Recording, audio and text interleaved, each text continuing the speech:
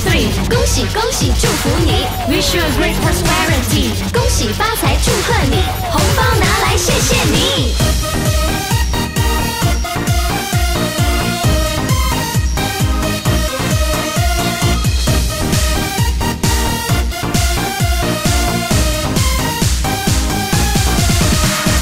Happy happy CNY, happy happy you and I.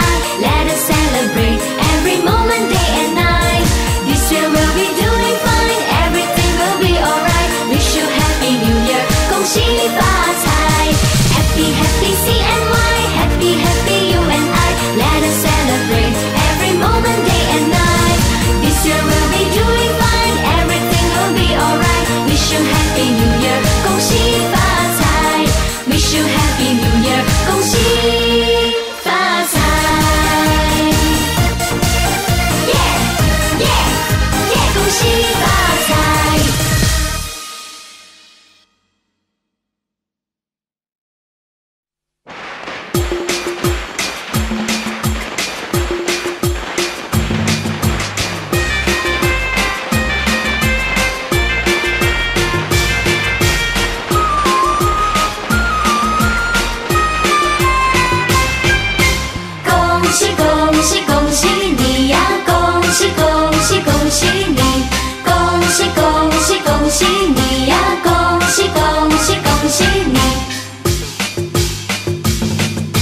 每条大街小巷，每个人的嘴里，见面第一句话就是恭喜恭喜，恭喜恭喜恭喜你呀，恭喜恭喜恭喜你。冬天已到尽头，真是好的消息，温暖的春风就要吹进大地。恭喜恭喜恭喜你呀，恭喜恭喜恭喜你。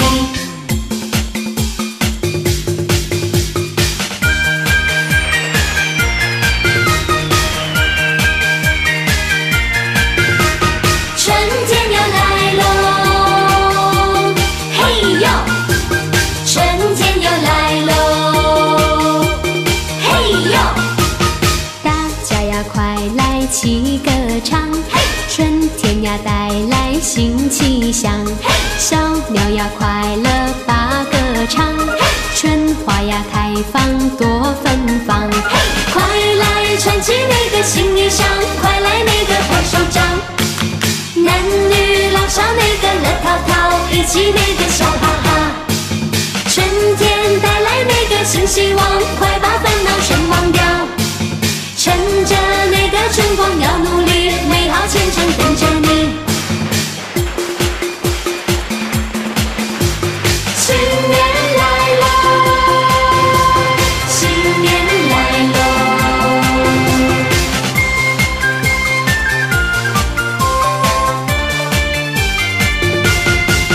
嘿，富贵花开迎新年，家家好风光啊，迎春接福迎财神，大家喜洋洋啊，大家喜洋洋。风调雨顺天气好，稻米装满城啊，一年四季都兴旺，天福享安康啊，天福享安康啊。咚咚咚咚锵，咚咚咚咚咚锵，生意通四海呀。咚咚咚锵，咚咚咚咚锵，财源大山江啊。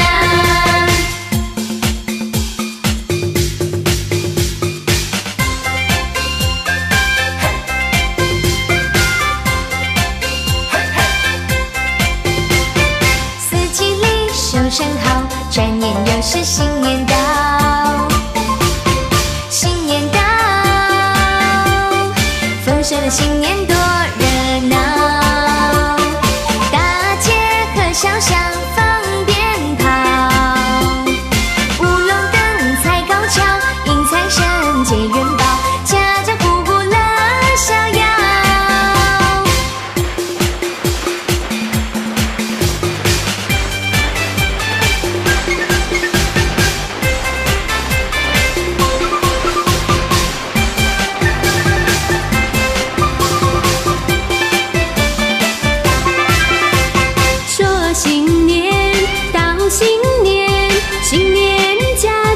庆团圆，吃过了年糕，多了压岁钱，大伙儿欢欢喜喜来拜年。街上锣鼓声声响连天，噔隆咚锵咚锵，噔隆咚锵咚锵，咚锵咚锵，咚咚锵咚锵锵，鼓儿锵锵锵咚锵。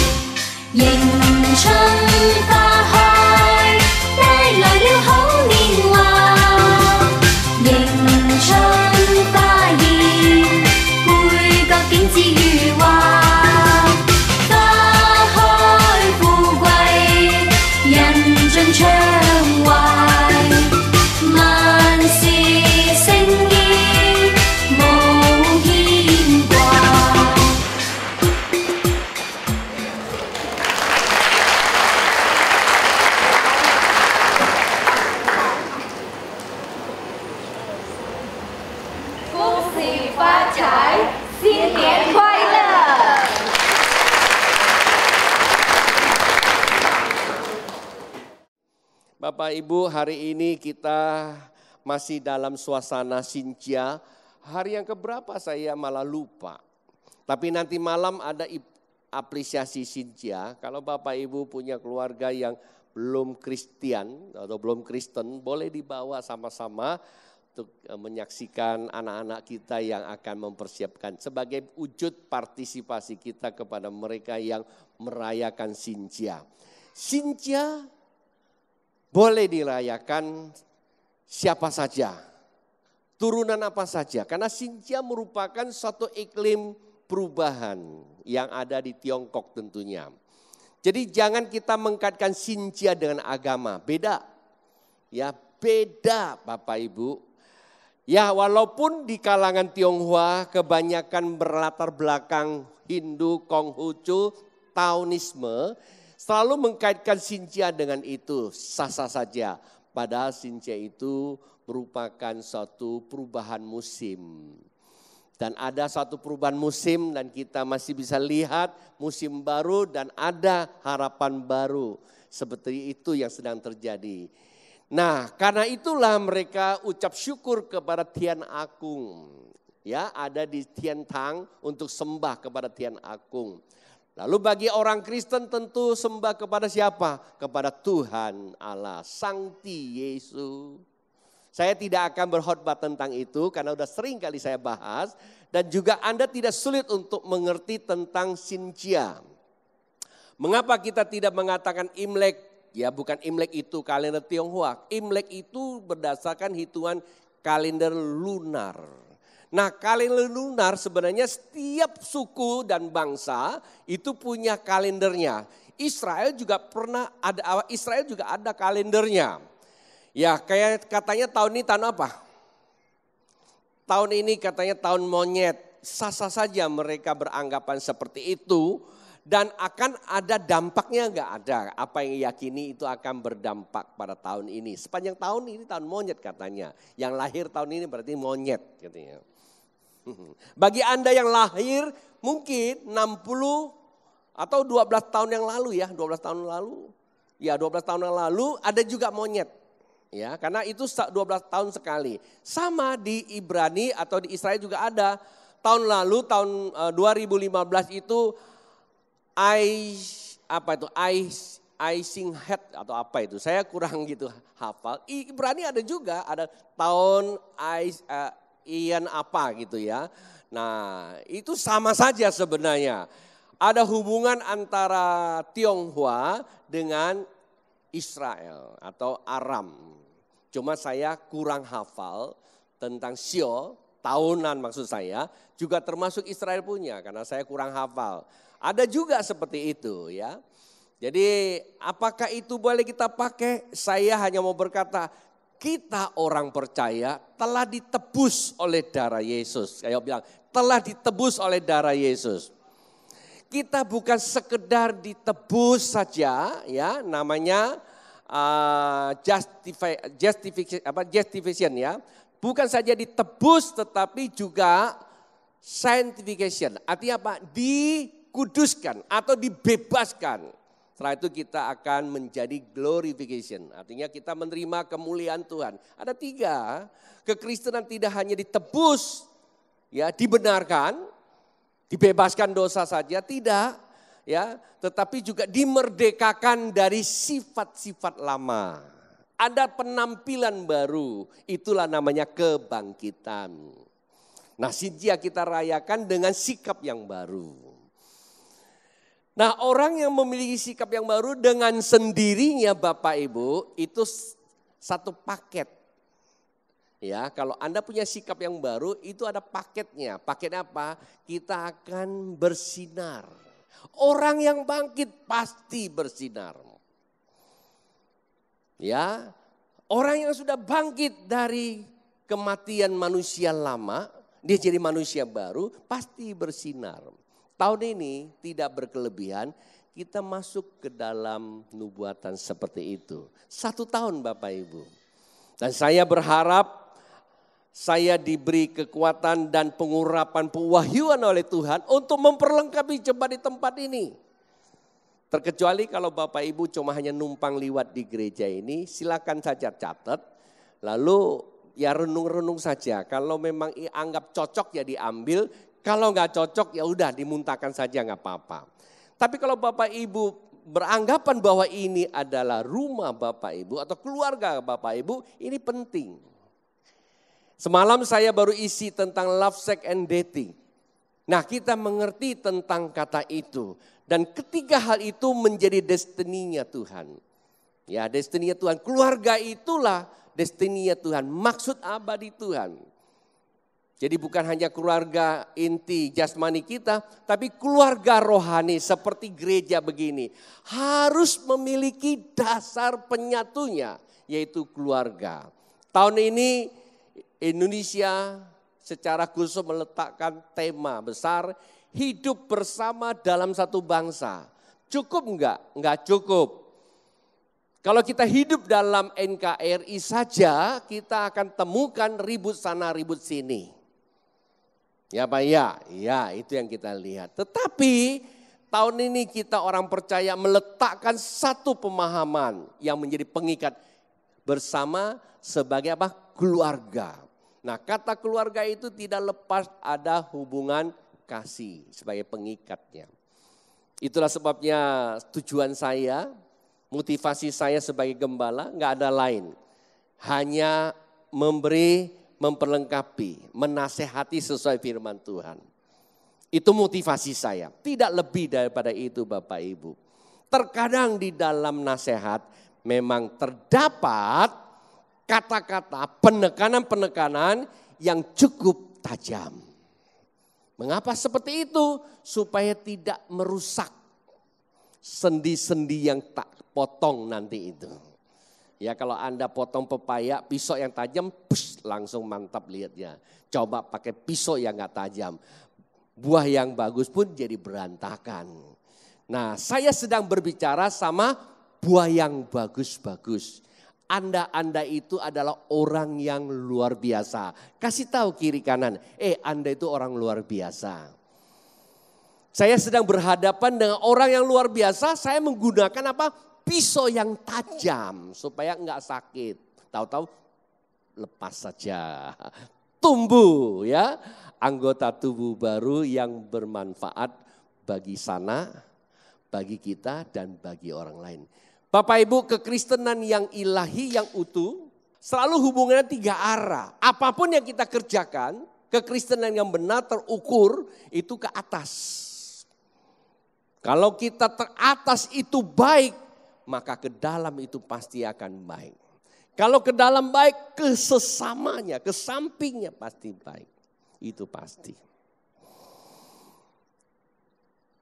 Karena itu saya lanjutkan khotbah saya di sesi yang ketiga ini. Di khotbah saya yang keempat berarti ini. Minggu lalu kita bicara tentang apa? 2 minggu lalu kita bicara tentang latihan tubuh. Yang latihan tubuh. Tubuh ini perlu dilatih Bapak Ibu. Cara melatihnya bagaimana? Ya, cara melatihnya ada 3 bagian. Pertama, otaknya dilatih. Bilang, otaknya dilatih. Itu namanya IQ itu. Ya, setelah otaknya dilatih, apanya lagi? Ototnya dilatih. Ya.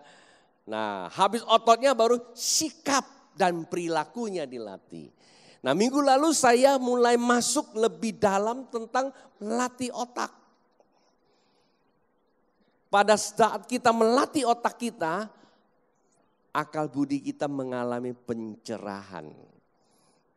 Dan hidup kita, seluruh aspek kehidupan kita, itu merupakan ibadah yang sejati. Nah Bapak Ibu kalau tidak ikut kemarin karena Sinja kita semua banyak yang libur, silakan ambil kasetnya pasti ada. Nah minggu ini kita akan bicara tentang latih otot. Latih ototnya apa ini latih? Kita latih karunia-Nya. Kan itu ada kan latih karunia-Nya. Ya semua perlu latih, persembahan perlu latih. Ya latih dan kasih tentunya. Jangan latih dengan kasar, latih dengan maksud tujuan. Ya kita buat sesuatu jangan dikaitkan dengan keadaan. Minggu lalu saya di Jakarta dengar Bengkayang banjir. Tadi saya tanya kepada humas saya, apa yang kalian buat?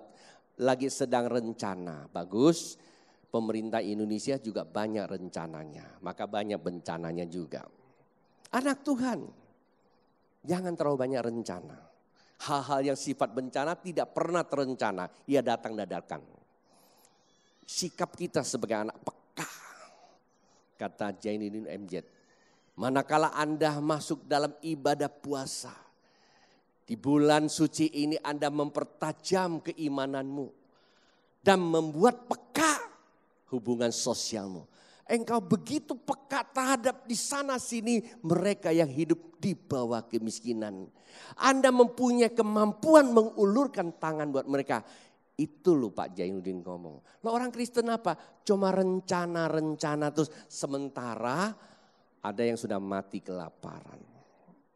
Sedikit aja masukan buat pekerja sosial di tempat ini. Katanya sudah mulai berangkat, silakan. Jadi kita masih peka. Penting anak Tuhan. Kok jadi bengong semua? Ya, bilang harus peka coy. Jangan pekanya cuma kalau sendirinya kosong. Kalau sendirinya kosong kita peka cari. Saya kira sama kayak burung juga. Burung kalau lapar dia cari makan. Ya Pak ya. Monyet kalau lapar juga cari makan. Kita kan bukan monyet. Kecuali sio monyet deh ya. Kita ini anak Tuhan. Jadi apa yang kita lakukan bukan karena keadaan Bapak Ibu sudah dikasih Tuhan. Apa yang kita lakukan seperti Daniel seperti biasanya kata Tuhan. Daniel seperti biasanya. Dia menghadap Tuhan. Salah satu wujud orang yang memiliki kepekaan sosial, ia peka dengan spiritual dulu. Jadi kepekaan itu terlatih seperti biasa. Sehingga pada suatu ketika dia tidak mampu lagi bergerak dan berpikir secara rasional, maka pada saat itulah ada supranatural yang bergerak di dalam dirinya, bukan dirasuk setan. Dia bisa bekerja tepat sasaran. Sesuai kehendak Allah.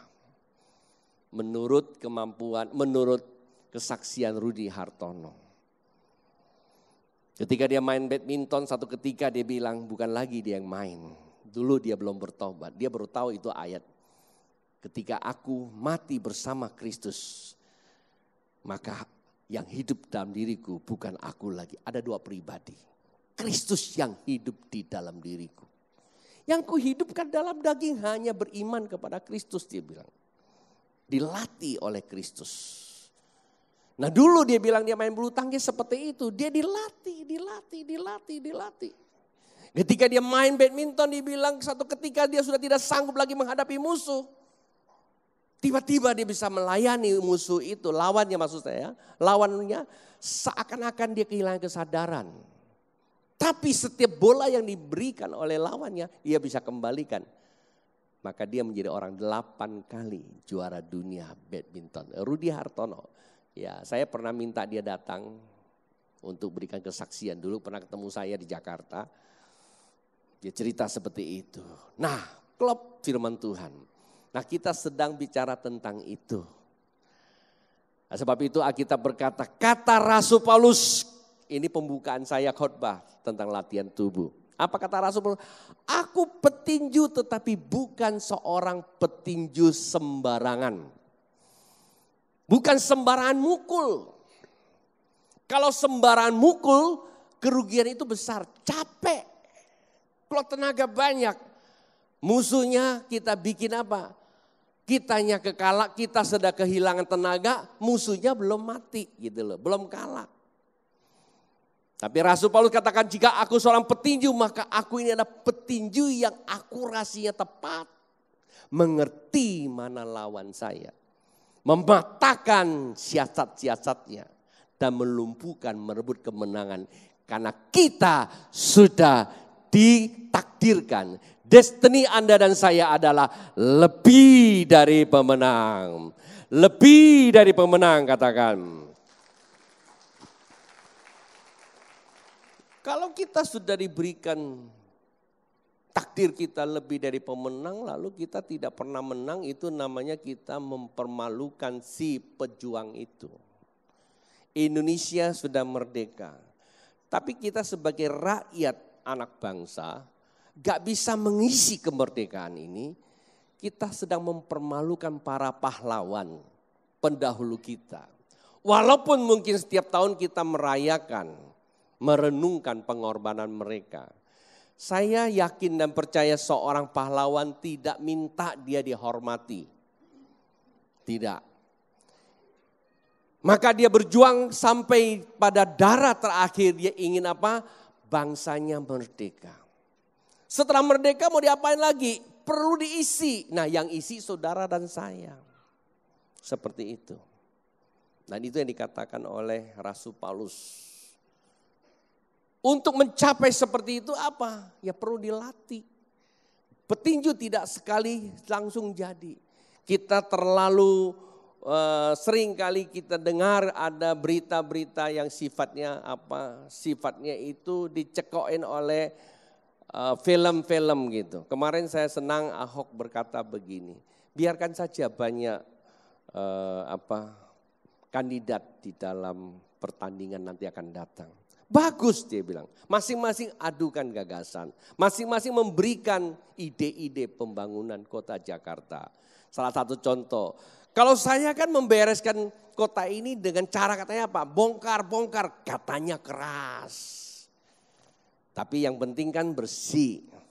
Anda kalau ke Jakarta tuh enak kan ngelihatnya, ini gubernur kita.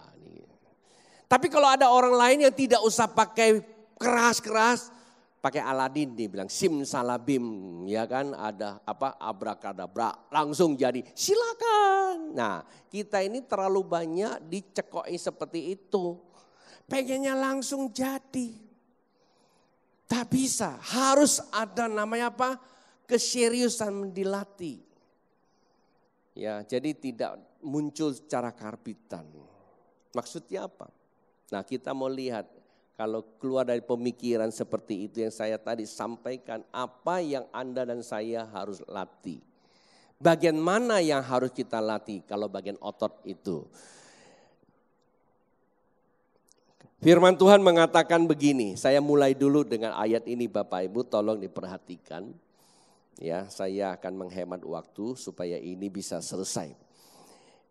Imamat pasal 17 ayat 14 berkata seperti ini. Imamat pasal 17 ayat 14 berkata, karena darah itulah nyawa segala makhluk, sebab itu aku telah berfirman kepada orang Israel.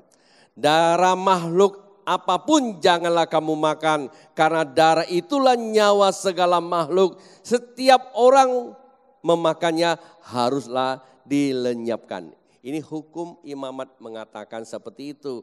Saya mau bicara apa sih dengan ayat ini? Saya mau berbicara tentang darah. Alkitab katakan darah manusia atau kehidupan manusia, nyawa manusia. Kalau bahasa Inggrisnya soul juga, jiwa manusia itu ada di dalam darah. Cuma enggak tahu kenapa kok bahasa Indonesianya dibilang nyawa. Kalau saya bicara nyawa, kehidupan manusia ada di dalam darah. Bilang sama kiri, hei, kehidupan manusia ada di dalam darah. Ayo kasih tahu kiri kanan. Kehidupanmu ada di dalam darah. Itulah sebabnya dengan darah Yesus kamu ditebus, ditahirkan. Itulah sebabnya kita selalu berhubungan dengan darah. Terus kaitannya apa? Kata Tuhan gak boleh dimakan darah. Kita paling suka kalau pergi ke Jakarta itu, kemarin kami mengunjungi tempat kota lama saya. Itu namanya Pancoran Glory. Gloria lagi. Gloria di samping itu ada namanya Kopi Tek A. Wah itu zaman tahun 40-an sudah ada itu. Kami pengen datang ke sana ngopi di situ. Di situ ada back team. Wah sekba itu dia punya darah. Wih. Kalau Anda makan lidah bergoyang. Dulu aku makan, kalau sekarang enggak lagi. Ya, itu darah ya, dimasak sama apa? Dimasak sama kucai. Kok cerita begini udah mulai terasa laparnya ya. Nah, Alkitab katakan darah tidak boleh dimakan. Mengapa? Karena mengandung kehidupan. Ya, mengandung apa? Tubuh kita kelihatan ganteng, cantik-cantik itu unsurnya dari mana? Itulah sebabnya kalau Anda mengerti tentang medis, 70%, bahkan 80% manusia itu unsurnya air. Yaitu darah unsurnya air. Di dalam darah ada sel-sel. Dari situ terkonstruksilah tubuh kita ini. Maka kamu lihat, periksa penyakit apa saja cukup ambil darah. Ya Pak ya? Satu ketika saya punya sahabat sakit, berobat kemana-mana, sudah katanya, menurut dia udah kemana-mana. Pulang dari Jakarta, saya bilang kenapa kamu begini? Oke, saya bawa kamu pergi ke dokter yang saya kenal cukup baik, saya tidak usah sebut nama. Saya bilang coba Bu diperiksa ini barang kenapa nih? Kayak barang aja lagi ya. Lalu diperiksa dia bilang kita cek darahnya. Begitu dicek darah ditemukan sarafnya infeksi. Loh saya bilang hubungan apa saraf dengan darah? Sarafnya infeksi kok bisa? Bisanya cari dapatkannya dari darah. Nah Anda tahu saraf saja ada hubungan. Ya dengan darah itu. Dari situ bisa tahu seluruh sakit penyakit. Saya menyimpulkan. Ya saya menyimpulkan. Manakala kita ingin melatih otot kita, pertama yang dilatih otak kita terlebih dahulu. Itulah sebabnya minggu lalu kita bicara tentang kita melatih otak kita. Ngapain kita latih? Saat kita melatih otak kita, kita akan mengalami pencerahan. Apanya yang mengalami pencerahan? Akal budi kita mengalami pencerahan.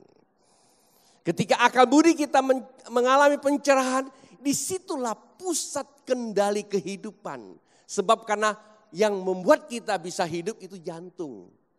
Hati, dalam bahasa Inggrisnya heart, dalam bahasa Yunaninya itu kardian. Saya dulu bingung juga, hati yang dimaksud Alkitab dengan kita di mana? Kalau hati itu kan level ya, ya liver ya, itu kuah katanya. Tapi kalau bahasa Teochew-nya simcang, itu sim jantung, ya itu hati sim.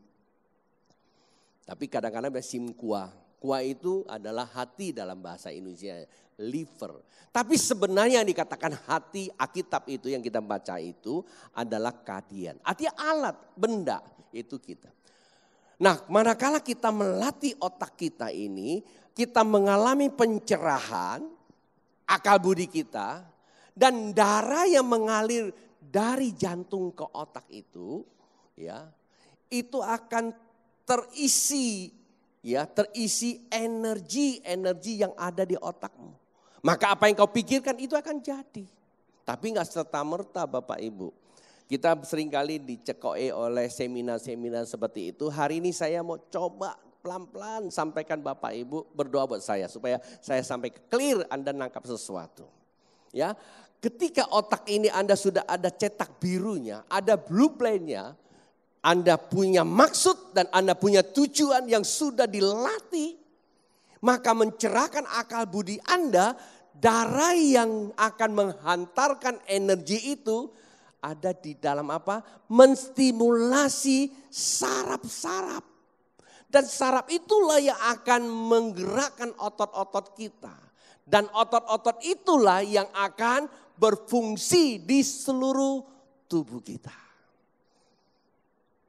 Terkadang kita ada kepikir ingin kaya. Kita punya visi, kita punya pikiran.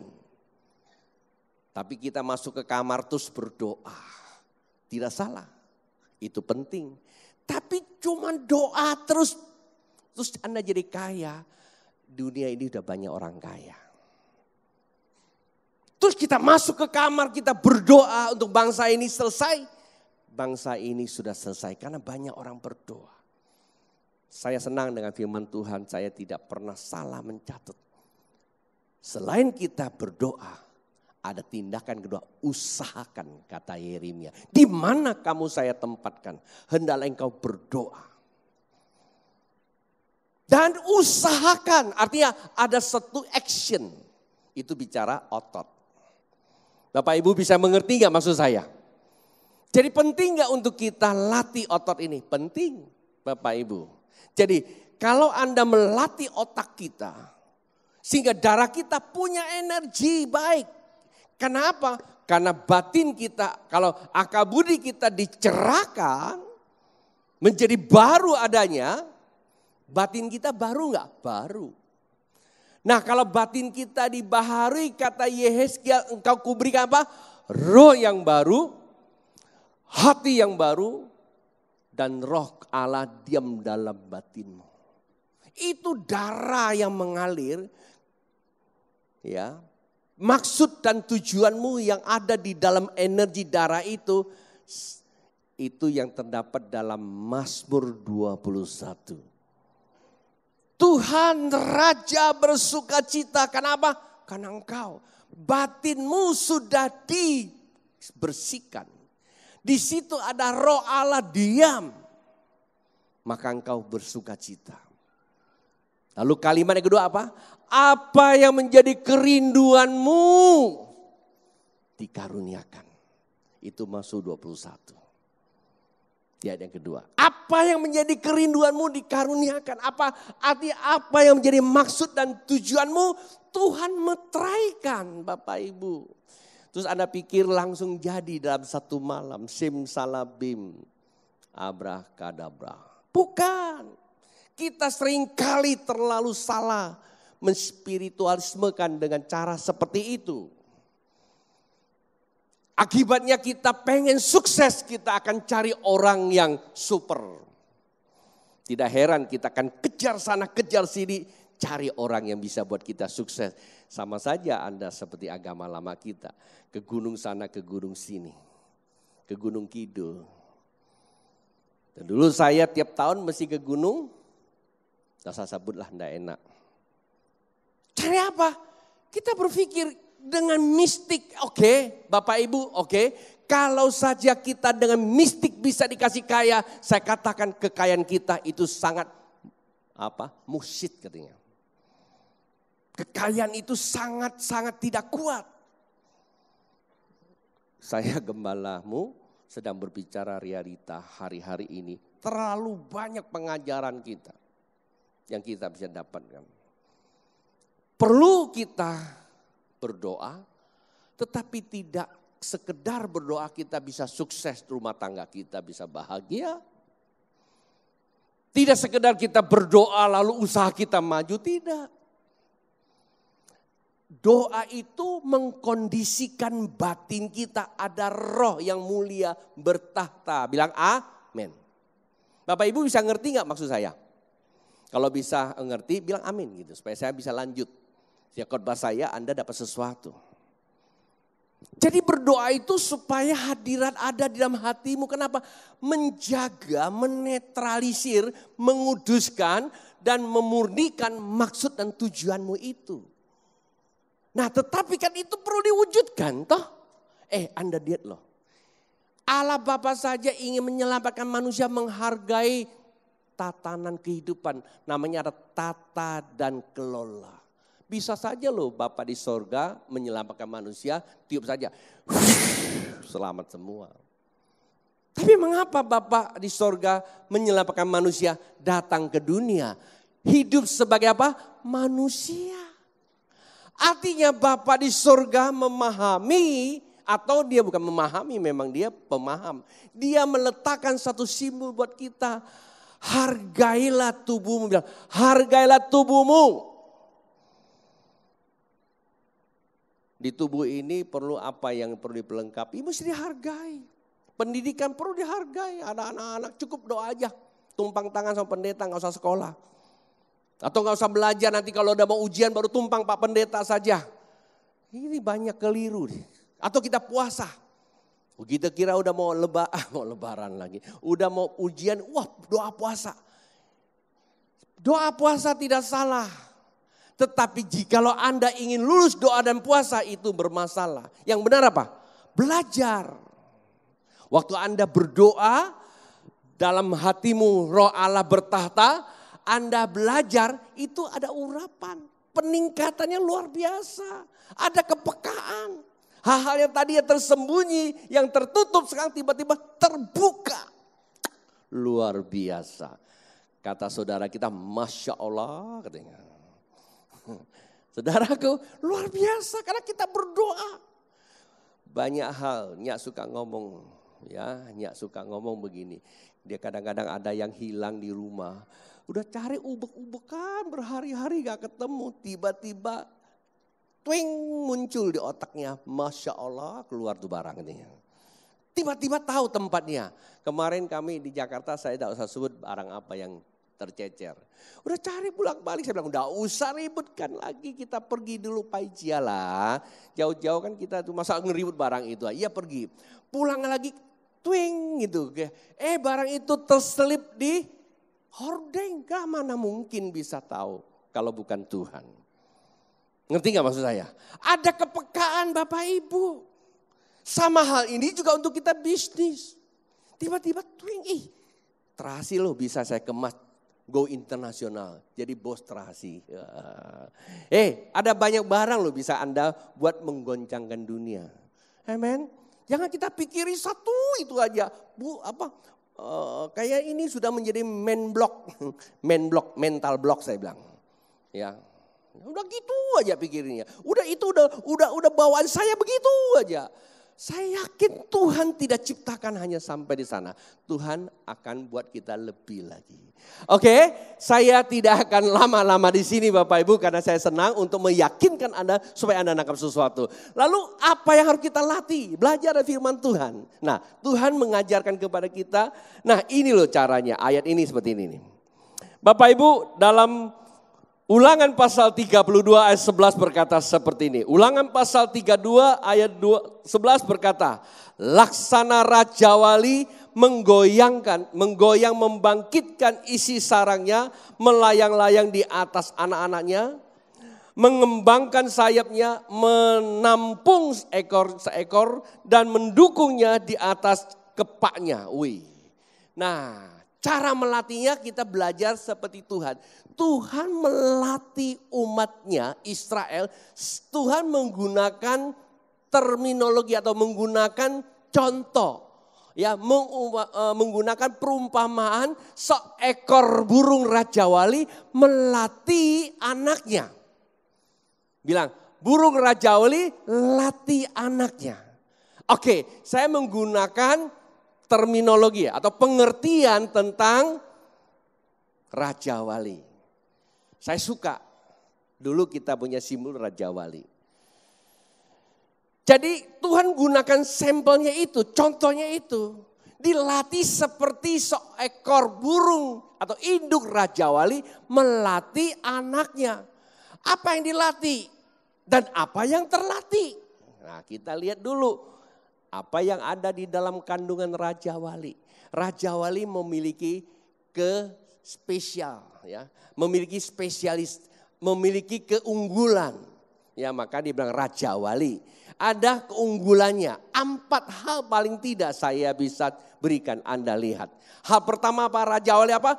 Raja Wali terbangnya tinggi, enggak rendah-rendah. Anda kalau naik pesawat, kalau lagi goncang, tahu nggak apa yang dikerjakan oleh pilot? Dia tidak minta turun, dia minta naikkan ketinggiannya. Bahkan kadang-kadang kalau udah ketinggian mencapai tertentu, telinga kita agak sedikit berdengung. Kenapa? Sudah rada-rada masuk ke wilayah hampa. Ya, oksigennya sudah mulai tipis. Telinga kita berdengung. Biasanya kalau naik lagi, tuh lepas tuh dia punya oksigen tuh muncul. Untuk apa? Menghindari tekanan, menghindari goncangan, naikkan ke atas. Raja Wali seperti itu. Raja Wali belum pernah turun ketika badai datang. Justru dia senang dengan badai. Tinggi bilang, tinggi bilang, tinggi. Ya kan? Itulah nyanyian Andi, dia katakan apa? Eagle, fly high. Terbang tinggi. Itu yang pertama yang saya lihat Raja Wali. Yang kedua, kalau menghadapi badai, ya, dia tidak pernah urung niat turun. Matanya Raja Wali itu tajam, bisa melihat sampai nun jauh ke sana. Menurut survei, pandangan mata manusia cuma hanya berapa meter, tetapi Raja Wali bisa pandangannya menerobos kemampuan manusia. Dan dia bukan hanya bisa lihat. Kalau kita bisa lihat jauh tapi kita tidak tahu apa itu isinya. Dia bukan saja bisa melihat tapi dia tahu jelas apa yang dilihat sasarannya.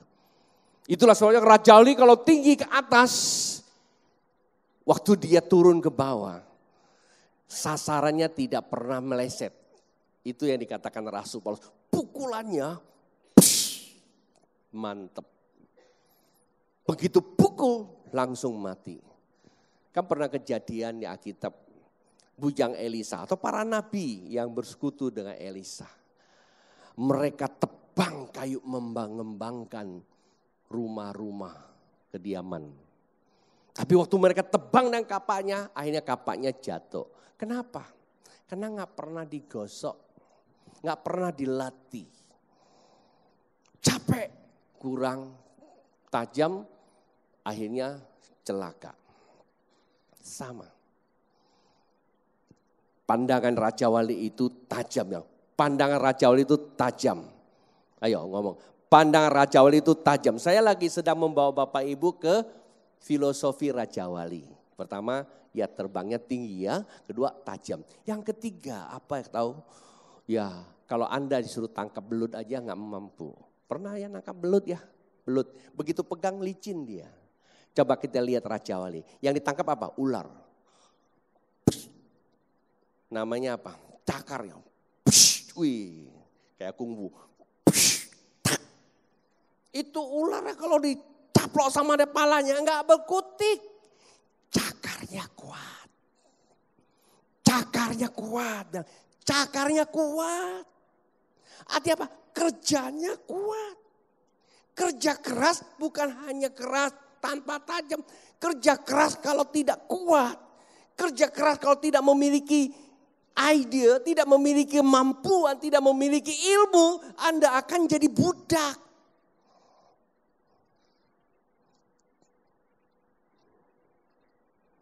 Kita lihat kalau pagi-pagi abang beca, udah genjot beca. Kuat gak? Kuat. Tapi hanya segitu. Raja Wali tidak seperti itu. Saya tidak gunakan cara melatihnya Bapak Ibu. Tapi saya mengambil kepentingan-kepentingan itu. Yang ketiga apa? Cakarnya kuat. Dan yang keempat apa Raja Wali? Yang punya spesialnya. Sayapnya. Begitu dia kepak. Cobalah Anda kalau pengen tahu begitu. Ke Timur Tengah tuh. Ya, ada namanya Raja Wali itu. Paling banyak itu. Dia gede. Wow, itu luar biasa. Keseimbangannya luar biasa. Nah, Raja Wali itu berbicara keseimbangan. 4 hal yang dilatih. Bapak Ibu, Tuhan memberikan contoh buat kita. Nah karena itu kita perlu latih 4 hal itu di dalam tubuh kita. Gunanya apa? Karena darah kita yang telah dikondisikan oleh roh, maksud dan tujuan itu akan mengalir melintasi saraf otot. Nah otot apa? Otot yang berhubungan dengan 4 hal itu. Hal apa? Hubungan dengan terbang yang tinggi. Otot yang berhubungan dengan pandangan kita. Otot yang berhubungan dengan kerjanya kita. Namanya etos kerja kita. Dan ilmu kerja kita. Tidak hanya etos kerjanya baik saja. Tapi memiliki ilmu yang cukup. Dan memiliki keseimbangan yang sering kali saya sebut integritas. Kalau kita berani kata amin. Kita harus berani katakan apa? Just do it. Banyak kita di gereja. Amin. Keluar dari gereja lupa. Hati-hati. Kita berpikir kalau kita amin, kalau untuk saya ada dapat saya lakukan. Untuk Tuhan bukan bicara apa yang saya dapatkan, apa yang saya dapat berikan. Yang penting itu integritas. Saya tidak singgung lagi, 2 minggu lalu saya sudah sampaikan tentang karunia dilatih. Iman, standar iman naik. Termasuk persembahan saya katakan itu perlu dilatih. Naikkan standar iman kita. Bukan hanya amin. Just do it. Kadang-kadang kita berani amin. Keluar dari gereja lupa. Bapak Ibu, siapa di Alkitab yang bisa kita jadikan sampel punya kriteria seperti Raja Wali? Nah ini dia yang pertama saya ajak Anda lihat. Saya masih punya waktu. Ayo happy? Ada happy? Ayo oke? Masih mau terus? Oke ya, yang pertama Bapak Ibu kita lihat. Siapa yang memiliki tipikal yang sama seperti Raja Wali. Keempat hal tersebut yang didominasi oleh Raja Wali dipunyai oleh seorang hamba Tuhan. Ini sahabat saya. Saya yakin ini sahabat Anda juga. Ya kita lihat di dalam Bilangan pasal 14 ayat ke-8. Bilangan pasal 14 ayat 8 berkata seperti ini. Bapak Ibu tolong diperhatikan.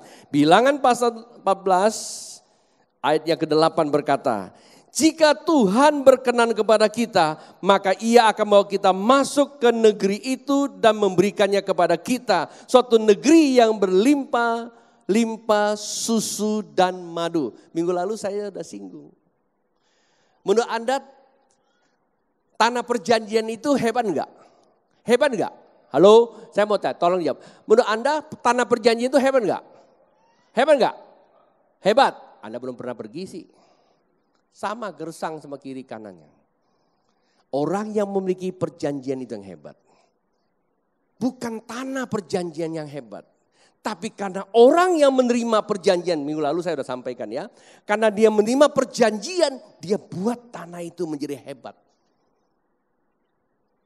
Jadi Roh Allah sudah mempetakan, perhatian dengan saya. Roh Allah telah mempetakan.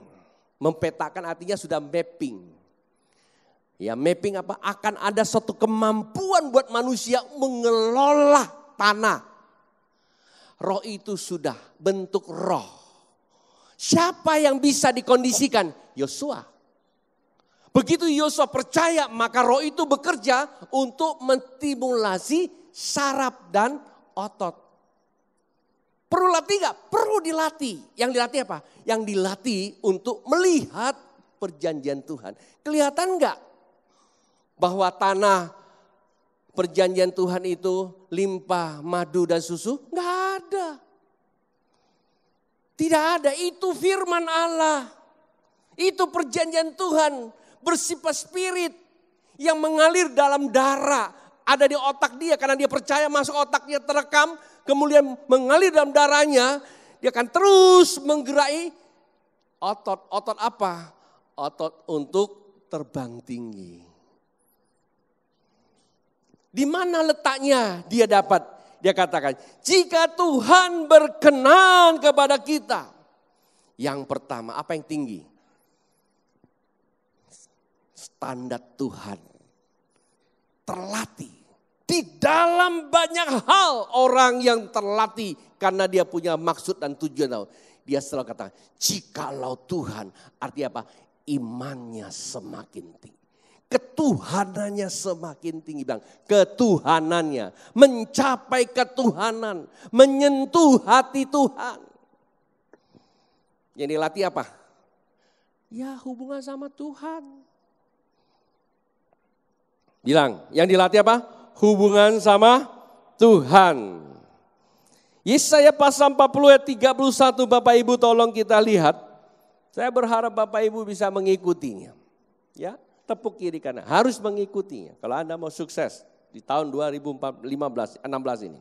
Yesaya pasal 40 ayat 31 ini loh latihan kita. Karena di situ ada aliran-aliran yang sedang bekerja di dalam saraf kita. Untuk apa? Untuk kita percayai Tuhan itu. Yesaya pasal 40 ayat 31 berkata, tetapi orang-orang yang menanti-nantikan Tuhan mendapat kekuatan baru. Mereka seumpama rajaul yang naik terbang dengan kekuatan sayapnya. Mereka berlari dan tidak menjadi lesu, mereka berjalan dan tidak menjadi lelah. Itu dia. Jadi Tuhan berfirman kepada Yesaya menggunakan contohnya Raja Wali juga. Artinya apa? Doa itu seperti, ya dikata, doa itu akan menghasilkan seperti Raja Wali yang terbang tinggi. Hubungan sama Tuhan, menanti-nantikan Tuhan. Bilang, menanti-nantikan Tuhan. Kalau kita tidak memiliki hubungan yang tinggi, tidak memiliki kapasitas yang tinggi, intensitas yang tinggi bersama dengan Tuhan, saya yakin dan percaya ketika Anda menghadapi masalah, Anda tidak akan berkata Tuhan. Pasti Anda berkata, kalau Anda sering berhubungan dengan orang-orang kuat di belakangmu, mungkin jenderal, maaf Pak Jenderal kalau ada sini. Atau mungkin para pengacara atau apa lagi, pasti Anda menghadapi masalah, Anda mulai berpikir, siapa yang aku pakai? Tank mana yang saya mesti kerahkan? Kekuatan mana? Ya toh? Yosafat ketika menghadapi musuh, dia punya kekuatan. Dia tidak akan katakan kepada panglima-panglima, kerahkan seluruh pasukan kita lawan musuh kita. Tidak. Yang terlatih oleh dia adalah, segala sesuatu mesti naik ke atas dulu. Naik ke atas tinggi Tuhan. Itu hubungan pribadi kita. Hubungan pribadimu dengan Tuhan. Jangan mendukakan Roh Kudus. Saya ngomong sama staf-staf saya. Percuma Anda ikut-ikut saya di sini. Anda tidak akan pernah diwariskan Tuhan gereja ini kalau Anda tidak punya hubungan dengan Tuhan. Anda tidak akan pernah mendapat warisan dari Tuhan yang lebih besar kalau Anda tidak punya hubungan dengan Tuhan. Ngerti gak maksud saya? Anda melayani kalau tidak punya hubungan dengan Tuhan, Anda tidak akan pernah lihat pintu-pintu terbuka.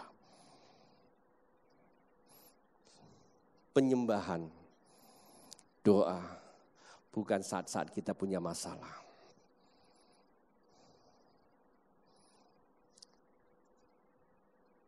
Penyembahan dan doa itu berbicara kehidupan kita yang real sehari-hari, pribadi. Bisa atau tidak bisa. Bapak Ibu, seandainya kita ini ya, kalau seringkali punya masalah baru rajin berdoa, maka tidak heran hidupmu banyak masalah. Sakit satu penyakit, doanya rajin, sembuh toh, besok datang lagi satu penyakit. Anda pasti rajin lagi. Akhirnya hidupmu tidak pernah hilang tuh penyakit karena soalnya Anda rajin berdoa. Karena kita keadaan. Terus kita cari Tuhan dengan kita punya uang. Kita sepertinya kalau kita kemana Tuhan yang lebih besar. Wah, saya kemarin dikasih tahu sama seorang hamba Tuhan di saya tidak sebut negaranya itu. Kalau dilihat ngeri banget itu cara kerjanya itu. Ya kan, mereka cuma dilihat begitu aja semua rebah. Benihin aja gak sebegitu, ini luar biasa. Dia cuma lihat aja semua rebah. Wih, orangnya semua dijamah Tuhan. Terus Anda punya duit ke sana. Saya mau katakan Anda bisa mencapai sana, tapi imanmu belum tentu bisa mencapai ketuhanan. Iman mencapai ketuhanan dan saat Anda tutup semua pintu ada di dalam hadirat. Karena Tuhan hadir bukan karena kita cari Dia, Tuhan hadir manakala kita menanti-nantikan di hadiratnya. Suami istri gandengan tangan. Ya, saya senang sekarang suami istri sudah punya konsep sekarang. Belajar di gereja suami istri. Kalau dulu kan sembarangan aja. Istri kemana, suami kemana. Tidak boleh. Nanti kita akan belajar tentang love, sex, and dating after married. Karena semalam itu yang before. Ya, hubungan suami istri itu penting, peran untuk masa depan kita. Doa sama-sama. Ibu-ibu, kalau Anda mau lihat Superman di rumahmu, perlu Superman. Artinya perlu ada seorang pria yang perkasa. Giant, raksasa di rumah. Kalau enggak nanti akan ada serangan. Di rumah harus ada raja. Yaitu suamimu. Siapa yang bikin dia raja? Istri, anak. Harus bisa merajakan, tuankan suamimu. Berikan respek, berikan penghormatan.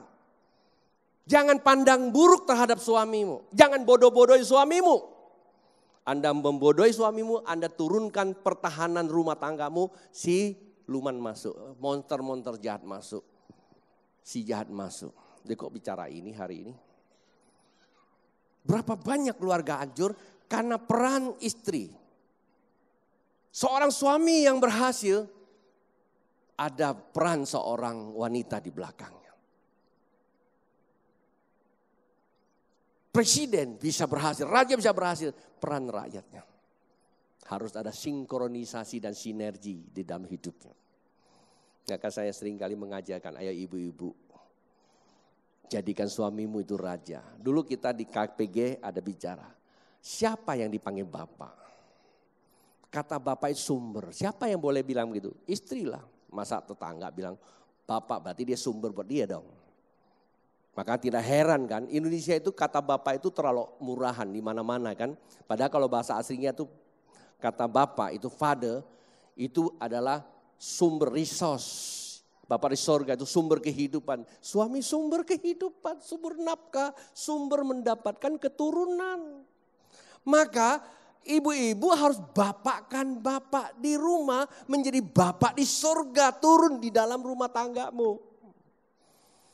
Jangan gara-gara dia cuma hanya botak, pitek, pendek, gendut, cebol. Lalu Anda bisa diam sana, ada tamu gua tahu nggak? Tamu penting ya. Nanti aja kalau Anda keluar sama saya. Udah nggak ada tamu. Pandangan seperti itu kan merusak. Oke, jangan lama-lama di sini. Saya lihat Anda sudah mulai tegang nih. Jadi naikkan apa? Standar iman, ya. Lihat standar iman. Maka itu cara kita apa? Cara kita terus melatih iman kita untuk datang kepada Tuhan.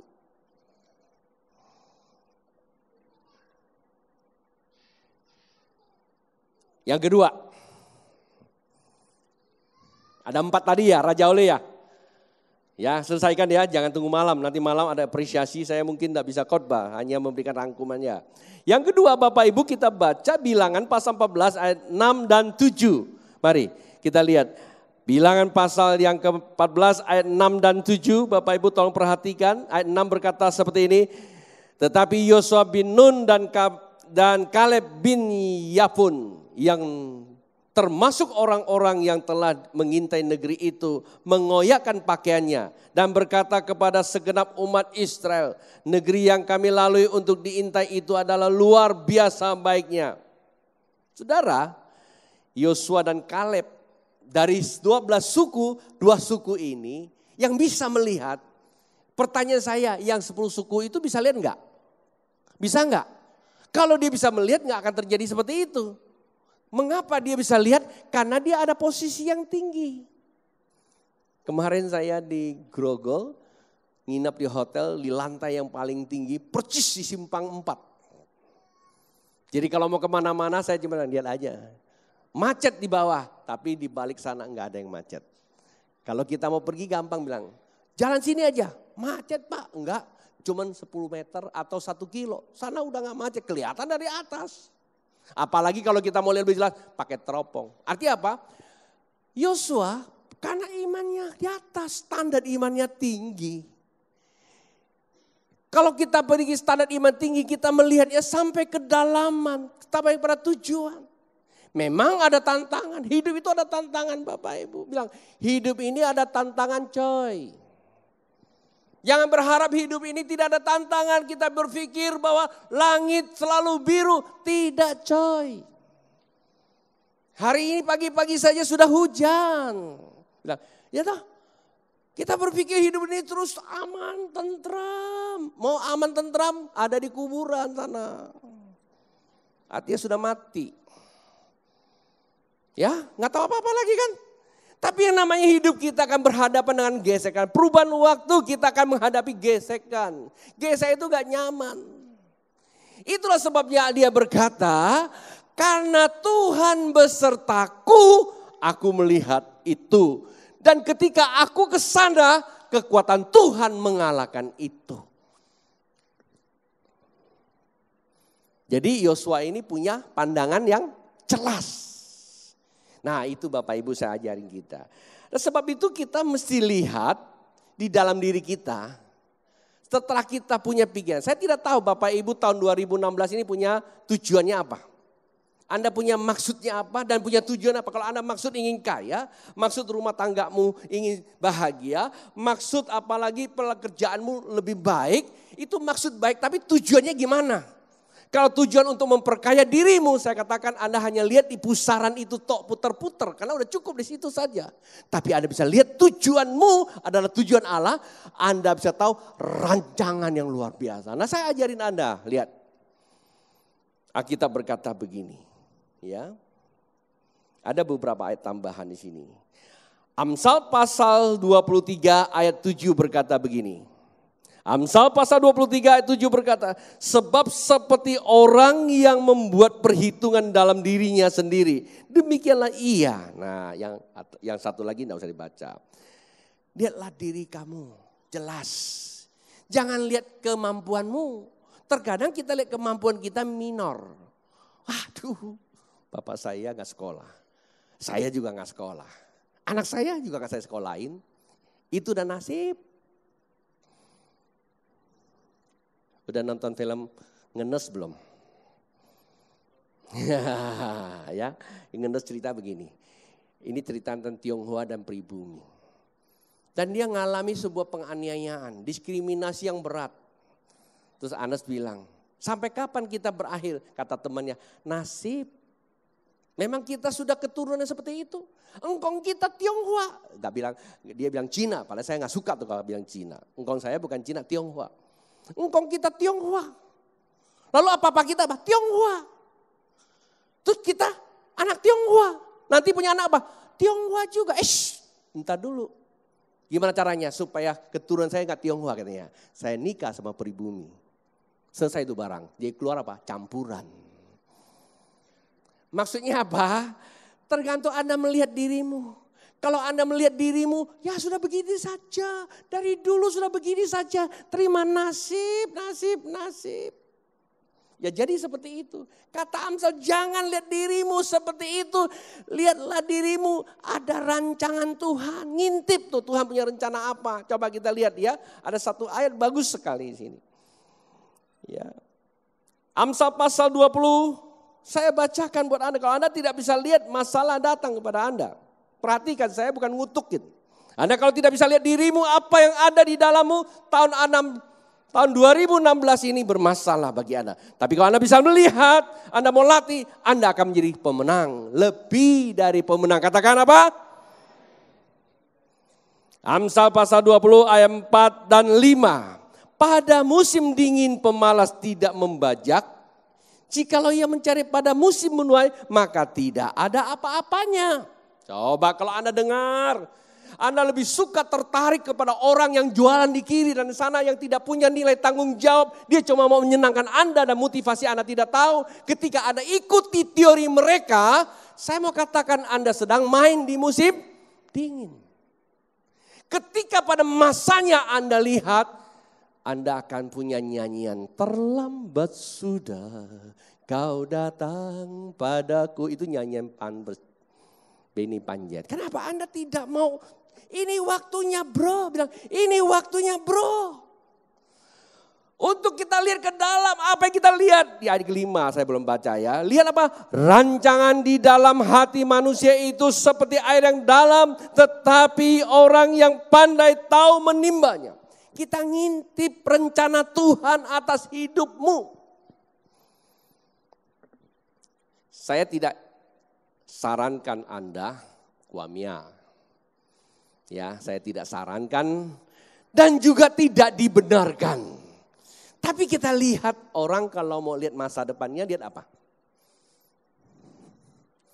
Lihat lihat telapak tangan, dia bisa bilang, wah semua tahu. Setan pakai. Karena bukan telapak tanganmu. Waktu dia lihat telapak tangan, dia sedang berkomunikasi sama kamu. Dia sedang masuk ke dalam batin kamu. Ada apa di dalammu? Potensi apa yang Tuhan telah tanam di dalam dirimu. Untuk supaya dia tahu, dia kasih tahu. Supaya Anda lebih percaya kepada dia. Itu namanya apa? Penyerongan. Mestinya kita tahu diri dong. Kita ngintip ke dalam hati kita. Tuhan punya rencana apa buat saya? Jujur saya mau katakan kepada Bapak Ibu sekalian. Belum pernah kepikir saya mau jadi gembala di Pontianak. Saya sukses di dunia usaha saya. Di sini banyak saudara saya tahu. Tapi kenapa saya di sini? Waktu saya belum ngintip, saya berusaha mau tinggalkan. Satu hari saya duduk diam, saya ngintip ke dalam. Saya lihat Tuhan, begitu saya lihat, waduh di dalamnya. Terpentang rancangan Tuhan buat saya. Bagaikan sumur yang dalam. Mau ke saya timba enggak? Kalau saya mau timba, saya sudah lihat. Saya latih terus. Kalau Anda dengar saya khotbah, 10 tahun lalu dengan sekarang beda. Apa Anda pikir Pak Tony duduk di kamar, haleluya huraba sakata karadia raba sikiata kararaba, atau pergi ke satu perguruan tinggi sekolah 10 tahun masuk lagi begini? Tidak. Saya ngintip di dalam. Apa sih rancangan Tuhan? Saya latih. Saya latih. Gagal seringkali. Seringkali gagal, tapi gagal bukan berarti kiamat. Saya latih. Sehingga ketika saya berkomunikasi, saya tidak berkomunikasi sendiri. Saya berkomunikasi energi sorga. Saya mau jemaat Tuhan termotivasi dan terequip untuk menjadi orang yang dahsyat. Katakan, ngerti gak saya ngomong apa? Kok kurang semangat banget? Ini baru 2 poin ya? Baru 2 poin. Oke. Ya, jadi ngintip ke dalam. Lihat masa depanmu apa. Jadi kita lihat masa depan kita, lihat ke dalam. Jangan lihat terus saja. Jangan tergoda sama tetangga. Wah tetangga jual mobil, kita ikut jual mobil. Nasib dunia. Tetangga jual cakwe, kaya saya jual cakwe juga. Maaf ya yang tetangga sama saya, ini contoh bukan Anda loh. Ya kan. Temannya jadi apa? Jadi buka usaha ini ikut semua di sana. Seakan-akan dunia cuma usahanya itu. Saya katakan tumpul banget. Mentalnya terblok. Lihat ke dalam. Ada rancangan besar. Bilang, ada rancangan besar dalam dirimu. Ada potensi yang besar dalam dirimu. Lihat. Itu untuk akan datang. Ya setelah kita tahu. Nah yang ketiga. Oke ya. Saya mesti harus cepat ini. Tapi belum jam 12 kan masih enggak terlalu lapar-lapar banget ya. Masih oke enggak? Kalau enggak selesai. Enggak dibayar ini saya khotbah. Ya, kalau seminar Anda bayar kan rugi ya kalau enggak selesai ya. Ini enggak dibayar. Jadi bukan motivator dibayar. Jadi saya selesaikan saja. Kalau Anda enggak suka juga enggak apa-apa, saya berhenti juga ya. Ya kita tahun depan lagi akan datang kita coba lagi ya, tapi enggak apa-apa. Saya mau selesaikan ini ada 2 poin. Siapkan waktu saja Bapak Ibu ya, agak coba senggol kiri kanan lagi. Semangat dikit dong. Saya tahu makanan ini memang terkadang pedas-pedas ya, kurang terlalu nyaman. Beda sama gado-gado. Ya, tapi saya berdoa supaya apa yang saya sampaikan Bapak Ibu dapatkan yang lebih dalam lagi. Pasal 14 lagi ayat 38 yang ketiga.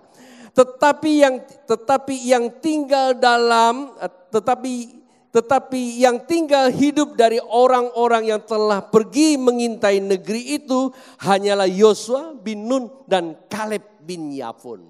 Yang lain kemana? Ini berbicara apa? Strongman. Ya, kan ada seminar strongman. Yang seminar strongman belum tentu strongman. Buktinya ada pembantu-pembantu yang hamil gara-gara strongman. Saya tidak usah sebut namanya. Pelatih strongman. Saya marah bener. Waktu saya khotbah di Jakarta saya marah banget. Strongman. Kita cuma jadikan ilmu bro. Tetapi Yosua strongman-nya apa? Memiliki kecakapan. Dia kuat dan bertahan. Ibaratnya engjau ya bentuknya, engjau. Ya, Loma. Itu Raja Wali Cakra. Gak bergerak. Maksudnya apa? Perlu latihan kemampuan, perlu ilmu, perlu sekolah bro. Tidak hanya cukup berdoa, kita perlu belajar sama orang yang pandai. Nah kita lihat nih, di dalam Alkitab dikatakan apa? Ya, ada satu ayat, Amsal pasal 27 ayat 17, Bapak Ibu tolong perhatikan. Amsal pasal 27 ayat 17. Besi menajamkan besi, orang menajamkan sesamanya. Nah ini ayat terkadang kita hanya gunakan sepertinya ada pencobaan internal. Sebenarnya begini, kalau Anda sudah temukan di dalam dirimu, Anda sudah ngintip di dalam dirimu, ada rancangan yang luar biasa dari Allah. Cari teman yang sama seperti itu. Karena dia akan mempertajamkan. Kalau Anda temukan dalam dirimu ada panggilan seorang hamba Tuhan, Anda dekatkan kepada hamba Tuhan yang Anda anggap bahwa dia bisa memotivasi kamu kepada tujuan. Dan dia akan tajamin kamu. Itu bukan soal perasaan. Hari ini saya suka sama dia, saya deketin sama dia. Wih luar biasa urapan, saya dekat sama dia. Besok sana luar biasa, urapan sana lagi. Anda akan jadi orang puter-puter. Saya ingatkan kepada jemaat Tuhan. Ketika Anda ingat bahwa Anda punya Bapa. Kecuali Anda sudah tidak punya Bapa lagi, Anda boleh melayang kemana. Kalau Anda punya Bapa, Anda mesti dekatkan kepada pembapa. Dari situ Anda akan mempertajamkan Anda pada tujuan ilahimu. Tahun ini Anda tahu, bangkit dan bersinar. Itu ada energinya yang sedang mengalir, ada urapannya. Tapi itu akan menghancurkan dirimu ketika Anda hidupnya jangan menyimpang ke kiri dan ke kanan. Banyak belajar tidak salah. Kita banyak belajar tidak salah. Tetapi pelajaran seringkali membuat kita jadi bermasalah. Banyak bergaul tidak masalah. Bergaulah sama orang yang mendukung visimu. Bergaulah sama orang yang menguatkan engkau. Kata Amsal. Kalau Anda seorang pengusaha apa? Gosok batu. Banyak bergaul sama gosok batu yang sukses. Jangan ketemu tukang batu yang cuma tiap hari ngeluh. Aduh sepi, jalan, udahlah kerja aja lah. Ya kan, salah. Tukang batu yang sukses, bergaul sama dia. Dia akan mempertajamin kamu. Sama pelayanan juga. Kalau Anda ingin melayani, bergaul sama orang yang sedang melayani. Jangan bergaul sama orang yang suka hulu hilir. Anda tidak bisa melayani. Mengapa kita tidak bisa melayani? Kenapa? Kita tidak bergaul sama mereka yang melayani. Kita cuma berasumsi, aduh kalau melayani susah. Mesti ikut doa malam, doa pagi, doa jemaat, doa sana, doa sini yang kita pikir. Ya susah terus saja. Seperti 10 pengintai yang susah dinaik-naikin aja. Bilang sama kiri kan, itu bukan Anda orangnya. Ayo bilang, itu bukan Anda orangnya. Yang selalu cari kesusahan. Tapi kalau sudah sukses mau. Buang-buang waktu Bapak Ibu. Yang terakhir, nah mulai lega dia. Ulangan pasal 34 ayat yang ke-9. Ulangan pasal 34 ayat 9 berkata, dan Yosua bin Nun penuh dengan apa? Roh kebijakan. Sebab Musa telah meletakkan tangannya ke atasnya. Sebab itu orang Israel mendengarkan dia dan melakukan seperti yang diperintahkan Tuhan kepada Musa. Kenapa Yosua bin Nun yang dipilih. Kan masih ada yang lain-lain. Yang diletakkan tangannya. Anda lihat ya Bapak Ibu. Jarang kita temukan di dunia ini. Harta warisan bisa diregenerasi ke generasi ketiga. Sedikit. Kemarin kami lagi sharing. Waktu lagi makan dengan David Jonathan. Dan keluarga Logam. Kita sedikit singgung-singgung ini. Sedikit kita ketemu karena keluarganya juga pernah sempat kandas di generasi yang kedua. Bangkit lagi di generasi yang ketiga. Saya berkata, kalau ini Anda jalankan sesuai dengan koridornya Tuhan, Anda akan terus meregenerasi ke generasi. Paham gak maksud saya? Sedikit Bapak Ibu, apa yang kita buat ini akan menentukan generasi berikutnya. Sikap kita. Jika gak sembrono. Kita tidak hidup seorang diri Bapak Ibu. Apa yang Anda sedang actionkan, apa yang Anda sedang dramatisasikan sekarang ini, itu Anda sedang mengkonstruksi buat berikutnya. Adikmu, anakmu itu melihat. Karena itu kita perlu seperti Yosua. Kenapa Yosua yang dipilih?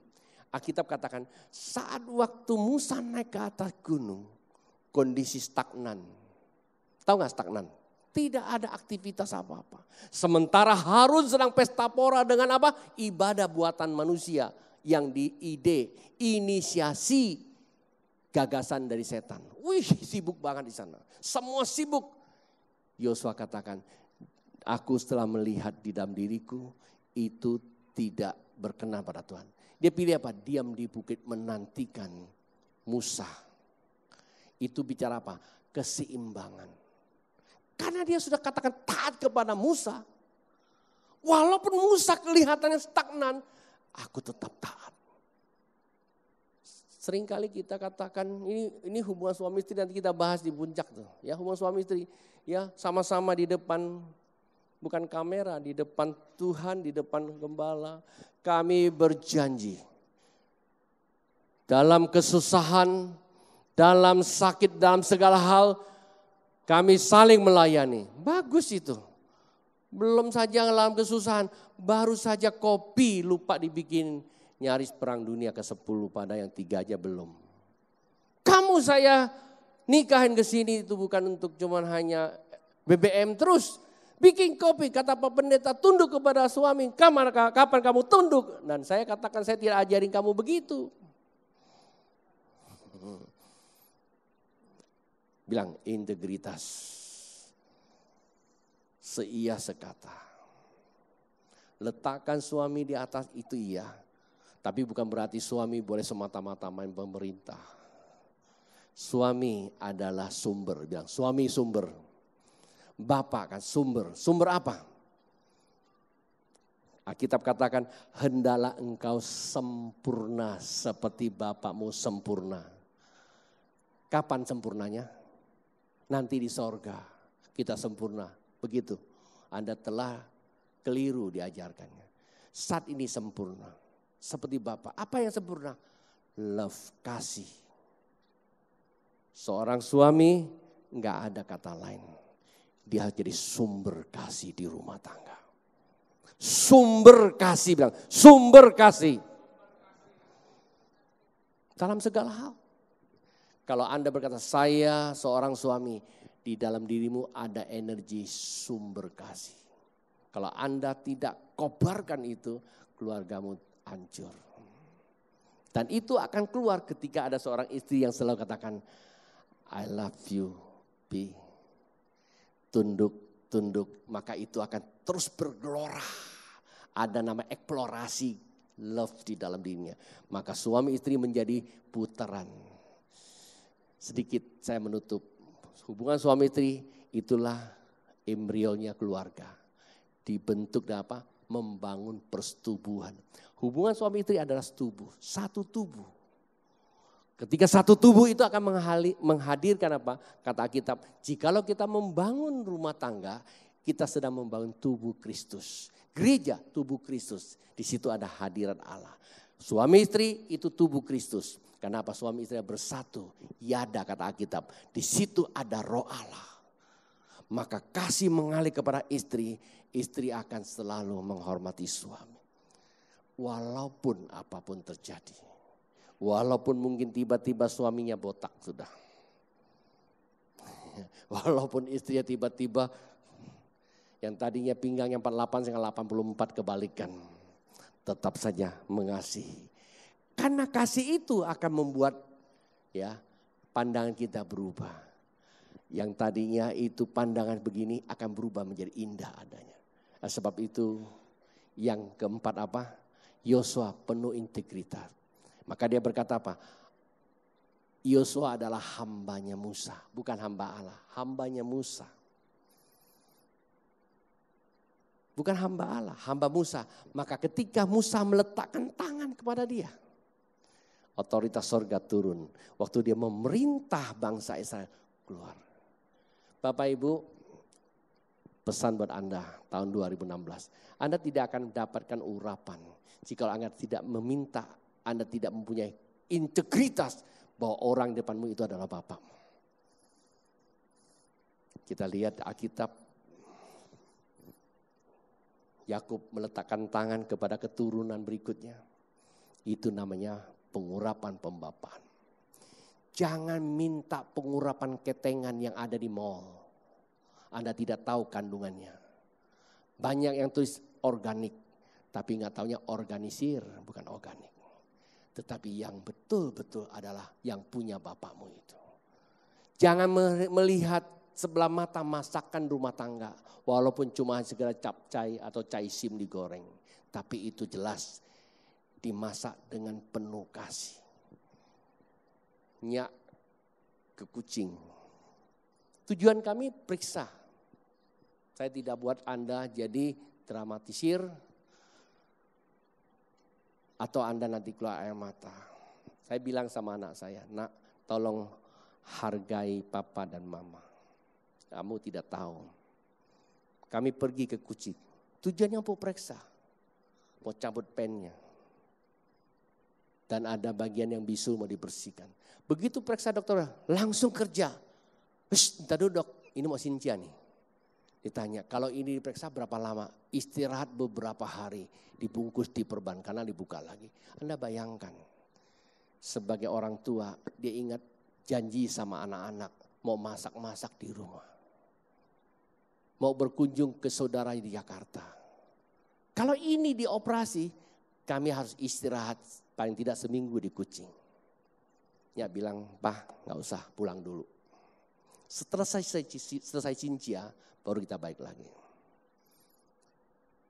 Itu integritas. Maka saya bilang sama anak-anak, masakan mama lebih baik daripada yang di luar Anda bisa beli. Dengan kasih dan air mata. Kita gak tahu. Memang tetangga punya pasti lebih enak. Maaf, tetangga nanti kena lagi. Yang di luar pasti lebih enak. Masakan luar pasti enak. Anda belum tahu kan? Dia cuma sajian. Itulah sebabnya saya mau berkata kepada kita semua. Mari kembali kepada rumah tangga. Biar integritas terbangun. Yang akan membuat Anda sukses sepanjang masa.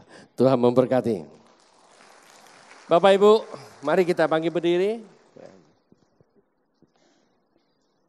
Saya berdoa karena masih ada satu sesi untuk latihan tubuh.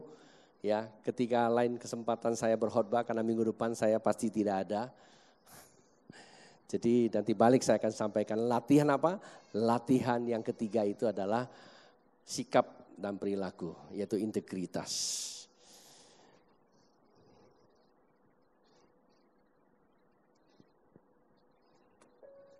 Ada satu pujian, haleluya ya. Haleluya. Ya, itu bagus. Oh cinta ini. Ya, karena hari ini Cynthia kita pakai nyanyi Mandarin. Ya bisa? Kalau nggak bisa ganti aja. Oh cinta ini. Ketinggian. Hah? Oh cinta ini. Oh cinta ini. Oh cinta ini.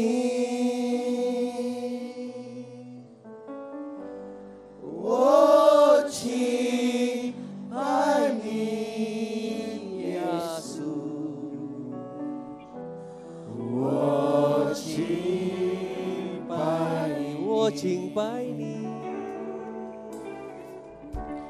我敬拜你，我敬拜你，耶稣，我敬拜你，我敬拜你，耶稣，我敬拜。 sekali lagi katakan 我敬拜你。 我敬拜你，我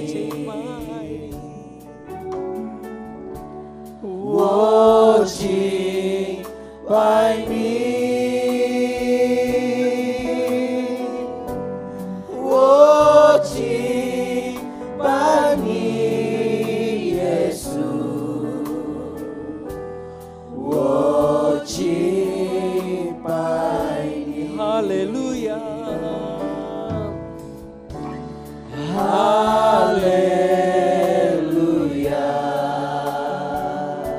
哦，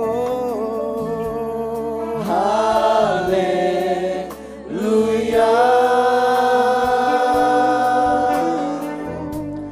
哈利路亚，耶稣，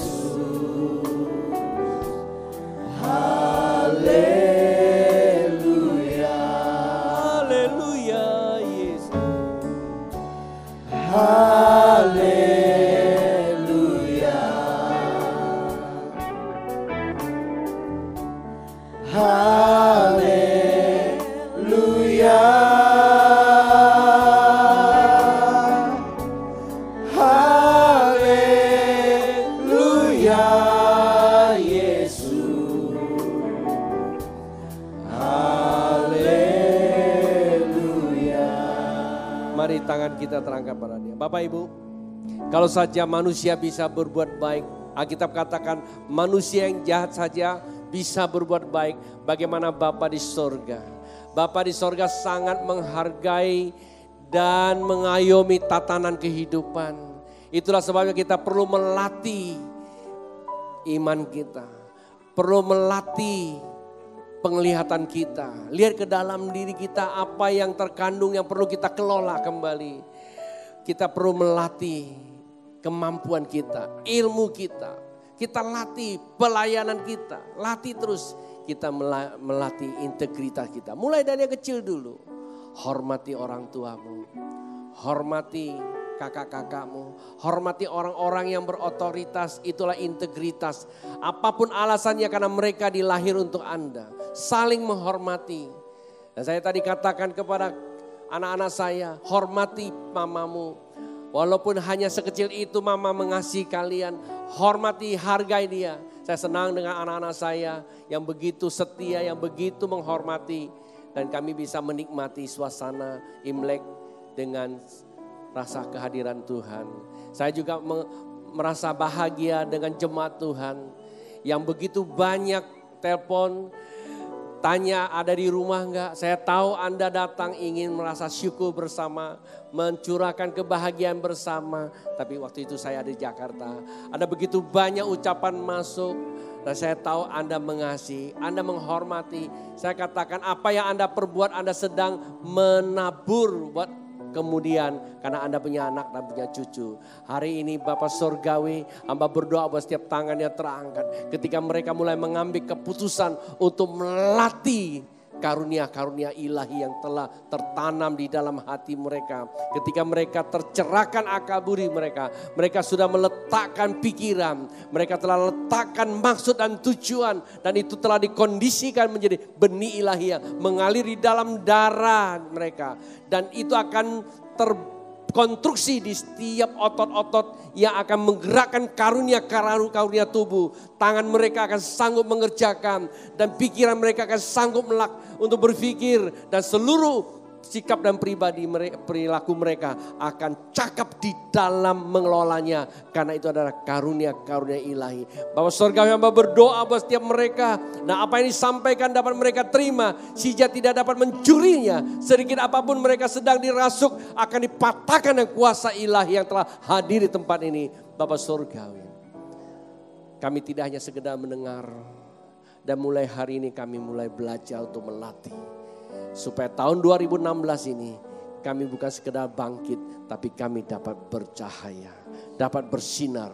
Sebab di luar sana masih ada orang yang membutuhkan Tuhan melalui kami. Diberkatilah jemaat Tuhan, diberkatilah apa yang Anda lakukan. Sebentar kita akan berpisah, ibadah akan ditutup. Persembahan yang Anda siapkan boleh diangkat kepada Tuhan.